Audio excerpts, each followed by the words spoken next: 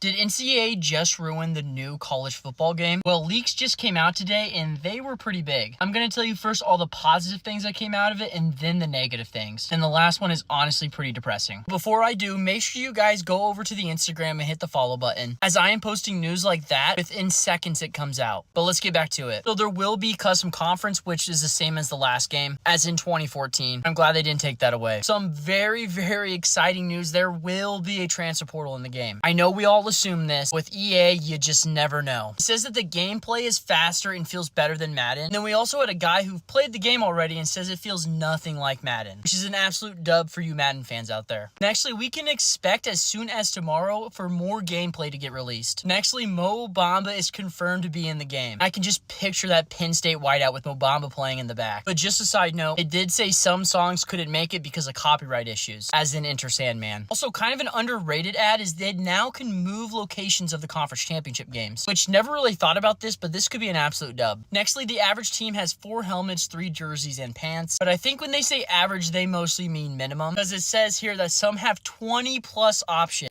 Oregon, but that's an absolute dub. Also, it looks like you'll be able to fire and hire offensive coordinators and defensive coordinators. Also, looks like the cap of the dynasty will be 30 seasons and 32 users. It will keep custom conferences. It will still only have the generic FCS school, as in like FCS Midwest. Skill tree is still in the game, probably exactly like 2014. And then now we're on to the bad news. Potentially, you could say the dynasty part was a bad news, but it looks like NIL will not be in the dynasty mode, which I'm glad they have it in Road to Glory, but it's sad that they won't have it in Dynasty. Also, it says you can expect to not be able to import your classes into Madden, which personally, I never did this, but I don't see why you couldn't do that. It's also already kind of been confirmed already, but there'll be no mascot matchup, which is an L, but I don't think it's as much as an L as you think. But probably the biggest L of the whole thing is Road to Glory won't start in high school. I heard from leakers, you'll be able to pick being a 2-star, 3-star, 4-star, 5-star, and then pick the school you'll want to go to, which is probably the biggest L I've ever seen out of EA. The high school journey was a pivotal point in Road to Glory. Throwing for 500 yards as a quarterback, trying to get the best offers, and even running through the high school playoffs and winning a championship, and playing that championship on a college field. EA came out with some statements about this, saying Road to Glory in CFB 25 is a 10 to 20 hour story mode